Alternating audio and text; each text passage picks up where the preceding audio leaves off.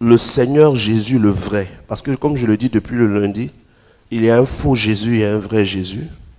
Il y a un faux Saint-Esprit, il y a un vrai Saint-Esprit. Il y a un faux évangile, il y a un vrai évangile. Il y a un faux message et un vrai message. On va aller dans 2 Corinthiens chapitre 11, verset 3. Dans 2 Corinthiens chapitre 11, verset 3, le livre de Corinthiens, c'est Paul qui l'a écrit. Comme je vous l'ai dit, chaque fois que Paul dit quelque chose que Jésus a dit, je peux citer Paul. Mais si Paul dit quelque chose que Jésus n'a pas dit, je ne cite pas Paul. Or, ce que Paul va dire ici est identique à ce que Jésus dit dans Matthieu chapitre 24. Dans Matthieu chapitre 24, Jésus dit, il y aura de faux Christ, il y aura de faux prophètes, il y aura un faux message, un faux esprit. Donc Paul le redit ici de manière plus simple. 2 Corinthiens chapitre 11, verset 3. Toutefois, de même que le serpent séduisit Ève par sa ruse, je crains que vos pensées ne se corrompent et ne se détournent de la simplicité à l'égard de Christ. Verset 4. Car si quelqu'un vient vous prêcher un autre Jésus. Vous prêchez quoi? Un autre Jésus. Que celui que nous avons prêché, ou si vous recevez un autre esprit que un autre Saint-Esprit que vous avez reçu, ou un autre évangile. Que celui que vous avez embrassé, vous le supportez bien. Fort bien. Vous ne vous rendez même pas compte. Et ce monde est rempli d'un autre Jésus, un autre évangile, un autre Saint-Esprit, mais beaucoup ne s'en rendent pas compte. Et quand on arrive au verset 14, 2 Corinthiens chapitre 11, verset 14, qui est-ce qui fait ces choses-là? Verset 13 à 14. Ces hommes-là sont de faux apôtres, des ouvriers trompeurs, déguisés en apôtres de Christ. Verset 14. Et cela n'est pas étonnant, puisque Satan lui-même se déguise en ange. Il s'est fait passer pour un ange. Donc Satan ne vient pas avec des cornes, Satan se déguise. Et donc pour quelqu'un qui sait que Satan se déguise, qu'il y a un faux Jésus, un faux évangile, un faux Saint-Esprit, un faux message, on doit être vigilant. Mais la vigilance va se manifester comment? Par le fait de vérifier ce qu'on nous a dit. Est-ce que ce qu'on nous a dit est ce qui est juste? Et dans cette vérification, j'ai eu à faire cette vérification dans la présence de Dieu qui a ressorti tous les points que Dieu n'approuve pas parce que ce sont des points d'homme. Or, il est écrit, large est le chemin qui mène à la perdition et étroite est la route qui mène au salut. Combien de gens aujourd'hui ne sont pas dans ce message qui est différent de ce que je dis? Vous allez voir que quand je fais le point de ce que je dis aujourd'hui, c'est différent de ce qui est pratiqué dans le monde. Mais le chemin qui mène à la perdition est plus grand. Il y a plus de gens dedans. Ce que moi je dis, combien de personnes suivent ça vraiment? Le chemin du salut est étroit, mais le chemin de la perdition est plus grand. Et quel est ce chemin de perdition? C'est qu'aujourd'hui, les gens ont reçu un évangile qui est faux. Et comme c'est faux, les gens ne veulent plus qu'on en parle. Quel est le chrétien aujourd'hui à qui on ne dit pas de méditer? On nous dit tous de méditer. Oui. Jour et nuit. Oui. Mais méditer, c'est faire quoi? C'est réfléchir sur ce qui est écrit par le Saint-Esprit. Et donc, si je suis en train de réfléchir sur les écrits, où est le mal que je fais pour qu'on dise, oui, Satan t'a eu, Satan t'a attrapé? Parce que les gens vous disent de méditer, mais méditer dans le sens de ce qu'ils vous ont déjà dit. Pas méditer pour comprendre la vérité. Sinon, ce que je suis en train de faire depuis ce séminaire, ce n'est rien d'autre qu'une méditation des écrits. Ce n'est rien d'autre qu'une analyse des écrits. Et quand j'analyse les écrits, je sors sur une première conclusion que la Bible n'est pas la parole de Dieu. Parce que si la Bible est la parole de Dieu, alors la Bible est Dieu. Au commencement était la parole était avec Dieu et la parole est Dieu.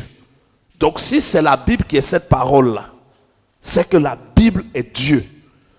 Et Dieu est un livre maintenant. Et Dieu se promène dans les sacs des femmes et des hommes. Et Dieu est dans les portables. Un Dieu qu'on transporte. Mais quand vous lisez dans l'Ancien Testament, Dieu dit, je ne suis point une idole qu'on transporte, ni un bois avec lequel on se déplace. Mais comment Dieu qui dit qu'il n'est pas une idole qu'on transporte est devenu un livre qu'on soulève?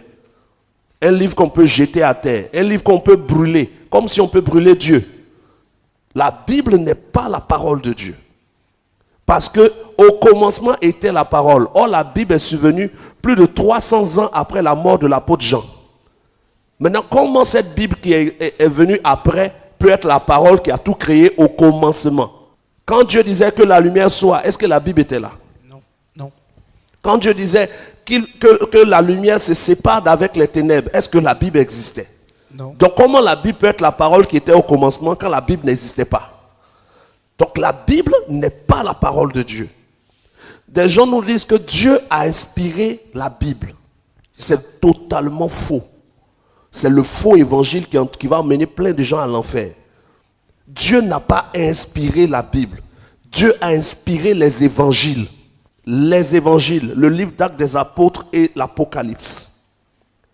Parce que les livres que Dieu inspire, il les a inspirés pour que nous, des années plus tard, on sache que quelqu'un a existé du nom de Jésus et qu'il est venu avec un message du salut. C'est ça. Mais qu'est-ce que Dieu a inspiré le livre d'Osée, où Osée s'en va coucher avec des prostituées, pour nous donner ça aujourd'hui? C'est pour faire quoi? Quelle est l'utilité pour moi de lire Osée? Quelle est l'utilité pour moi de lire Job? Pour moi, c'est zéro. Donc, on nous a dit que le livre est inspiré de Dieu, c'est faux. Le livre est une invention des hommes qui ont choisi eux-mêmes d'être livres à ajouter. Parce qu'aujourd'hui, il y a l'évangile de Judas qui est découvert. Il y a l'évangile de Thomas qui a été découvert. Il y a le livre d'Enoch qui existe. Il y a plein de livres. Il y a même l'évangile de Marie-Madeleine qui a été trouvé. Donc, les gens ont fait une sélection humaine. C'est ça. Jamais Dieu n'a annoncé l'association de livres. Dieu n'est pas contre les livres, mais Dieu n'a pas voulu qu'on associe les livres.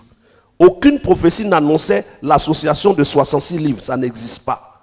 C'est des hommes qui ont trié ce qui va arranger leur religion et qui les ont mis ensemble pour que nous ne sortions pas et que nous ne trouvions pas la vérité. On nous a enfermés dans un livre. Mais quand tu prends le livre de Jean, l'évangile de Jean, il est écrit à la fin, ces choses ont été écrites pour que vous croyiez que Jésus est le Christ. Quand je lis Osée, on ne me parle pas de Jésus ou du Christ. Donc ça a été mis dans la Bible pour faire quoi? Quand je prends Esther, quand je prends Naoum, quand je prends Habakkuk, même si on prenait la Bible catholique, on prenait même Maccabée, toutes ces choses-là, c'est pourquoi? C'est des livres qui ont été mis, et quand on va faire l'ensemble, ça va justifier des prières aux morts, ça va justifier des choses que Dieu ne veut pas dans nos vies. Mais Matthieu, Marc, Luc et Jean, bien qu'il y ait des incohérences, parce que les hommes ne font rien de parfait, ont été inspirés pour que nous sachions que quelqu'un a existé du nom de Jésus, et qu'en sachant qu'il a existé, nous puissions croire en son message pour arriver au salut. Le livre des Actes des Apôtres est inspiré de Dieu pour nous montrer la vie que les premiers qui ont cru ont eue. Le livre d'Apocalypse pour nous annoncer les choses à venir. Mais tout ce qui est Pierre, Paul, 1 Corinthiens, Thessaloniciens, toutes ces choses sont optionnelles et ne viennent pas comme quelque chose pour nous apporter un plus. Ce sont les pensées et l'évangile de certains hommes comme nous qui peuvent se tromper aussi. Mais dans Matthieu, Marc, Luc et Jean, on a les paroles de Jésus qui nous donnent les paroles qui transcendent du temps. Le ciel et la terre passeront, mais mes paroles ne passeront point. Donc, on nous dit qu'un livre est inspiré de Dieu pendant que ce livre était un assemblage de volonté humaine. Les catholiques ont pris pour eux, les protestants ont choisi pour eux, les évangéliques ont choisi pour eux.